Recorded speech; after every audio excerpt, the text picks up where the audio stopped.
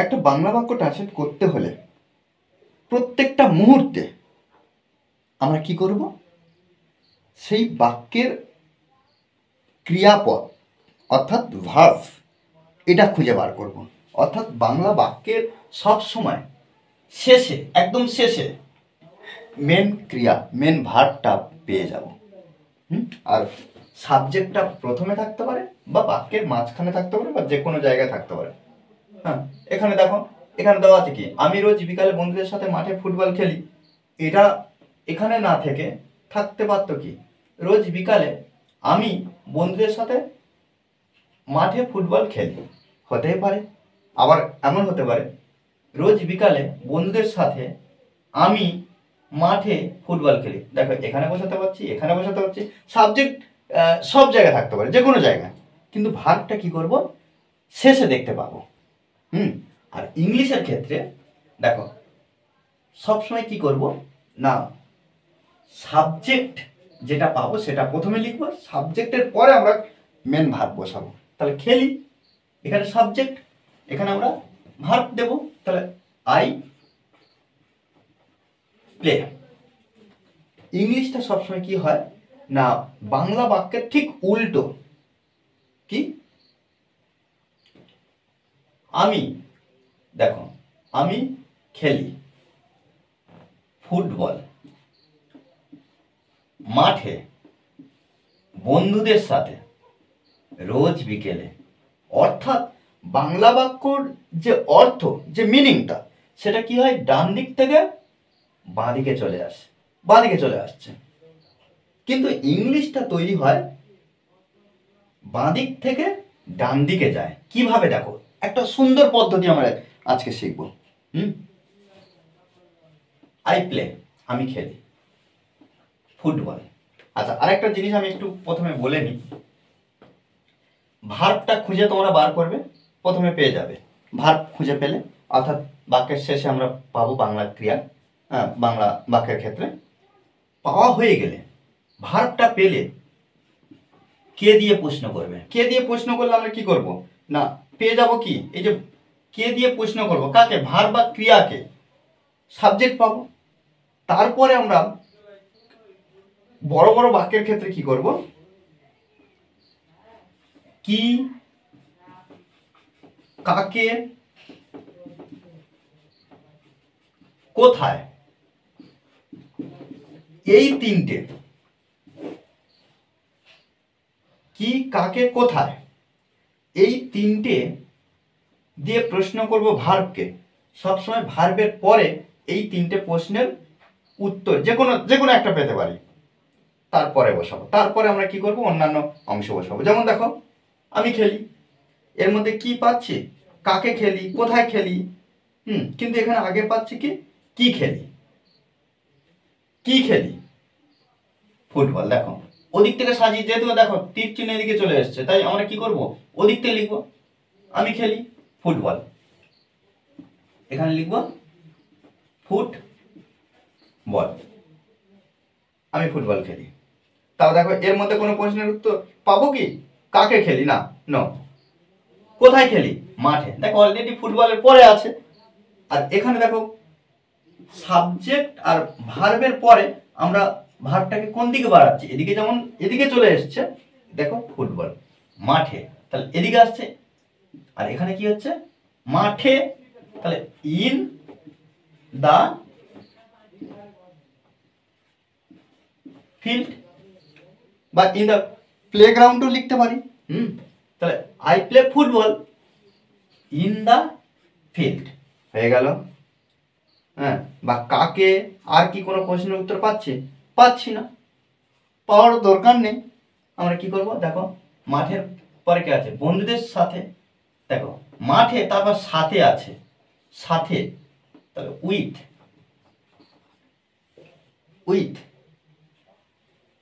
সাথে, বন্ধুদের, কার বন্ধুদের সাথে, আমার বন্ধুদের সাথে। তাহলে এখানে আমরা লিখতে পারি যে, এটা কিন্তু আমাদেরকে একটু নিজের একটু ধারণা করে বুঝে নিতে হবে যে এই যে বিষয়গুলোকে। তাহলে উইথ মাই কি ফ্রেন্ডস,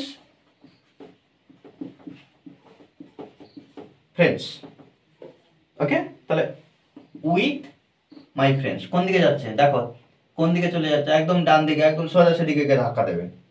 হ্যাঁ, বাস জায়গা না থাকলে থেমে যাবে। অর্থাৎ কি, এখানে শব্দ শেষ হয়ে গেলে থেমে যাবে। তাহলে উইথ মাই ফ্রেন্ডস, বন্ধুদের সাথে রোজ বিকেলে আমরা এখানে এভরি আফটারনুন লিখতে পারি।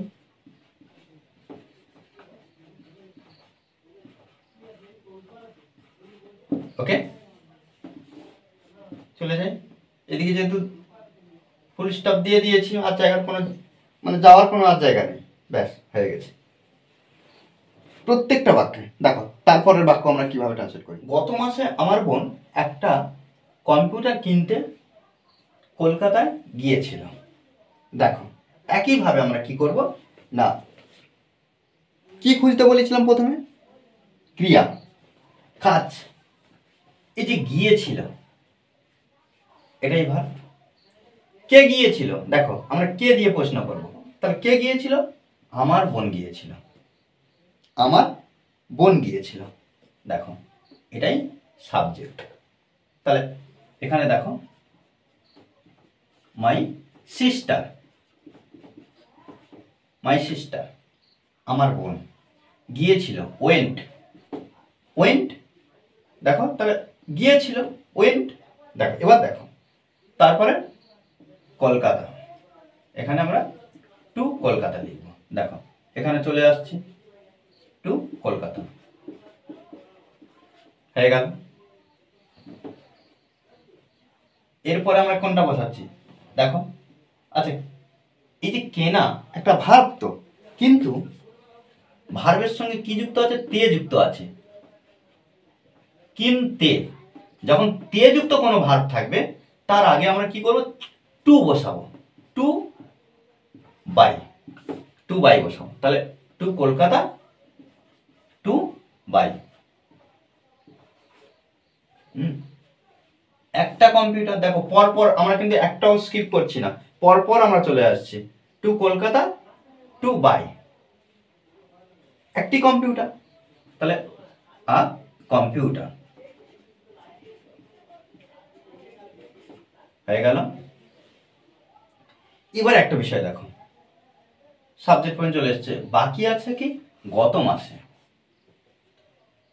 এই যে গত মাস আমরা লাস্ট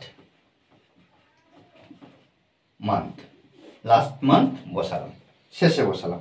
এখানে এই যে লাস্ট মান্থটা আমরা কিন্তু প্রথমেও বসাতে পারি, সেক্ষেত্রে কোনো অসুবিধা নেই। তাহলে এখানে লিখতে পারতাম last month my sister went to Kolkata to buy a computer, এভাবেও কিন্তু লিখতে পারে, সেক্ষেত্রে কোনো ভুল হবে না, কোনো প্রবলেম নেই। ওকে, তারপরে বাক্যটা দেখো, বাড়ির কাজ শেষ করে পূজা তার মায়ের সাথে স্কুলে যায়। দেখো এখানে আমরা একইভাবে আমরা কি করব না, ভার্বটা, ক্রিয়াটা খুঁজে বার করব। আর যেহেতু বলেছি যে বাংলা বাক্যের শেষে ক্রিয়াপদ পেয়ে যাই, তাই খুঁজে বার করার কোনো প্রশ্নই ওঠে না, খোঁজার কোনো প্রশ্নই ওঠে না, যায়। এখানে আরেকটা বিষয় দেখো, বাড়ির কাজ শেষ করে, এই যে শেষ করা, এটা তো একটা ক্রিয়া, তাহলে কি বিভ্রান্ত হয়ে যেত না, কোনো বিভ্রান্ত কোনো কারণ নেই। আমরা কি করব, এখান থেকে একটা পাঠ করে দিই। তাহলে বাড়ির কাজ শেষ করে, যখন একারযুক্ত কোনো ক্রিয়া থাকবে তখন আমরা কি করব, সেই যে ক্রিয়া শেষ অর্থাৎ সেই ভার্বের একারযুক্ত ক্রিয়া, সেই ভার্বের সঙ্গে আমরা আইএনজি যুক্ত করব। দেখো শেষ করা, ফিনিশ, ফিনিশিং, কি করলাম, ফিনিশিং লিখব। আচ্ছা এখানে দেখো বাড়ির কাজ শেষ করে, এই যে শেষ করে, অর্থাৎ দেখো এখানে ফিনিশিং ব্যবহার করতে পারি, অথবা আমরা এখানে আফটারও যদি ব্যবহার করি আর একটু স্ট্যান্ডার্ড হয়ে যাচ্ছে। তাহলে আফটার ফিনিশিং আর একটু সুন্দর হবে। দেখো শুধু আমার তোমাদের যদি মনে হয় যে আমরা শুধু ফিনিশিং ব্যবহার করব, ওকে, যদি আফটার ফিনিশিং ব্যবহার করি আর একটু ভালো হবে। দেখো বাড়ি কাজ শেষ করে, আর এই বিষয়টা আমরা এই ধরনের, এই যে এটা আমরা আগে লিখে নেব। এটা কি আমরা ভার্ব পেয়ে গিয়েছি। আচ্ছা দেখো যখন এই যে পূজা তার মায়ের সাথে স্কুলে যায়, তাহলে অটোমেটিক আমরা ভার্ব পেয়ে গেছি। তাহলে দেখো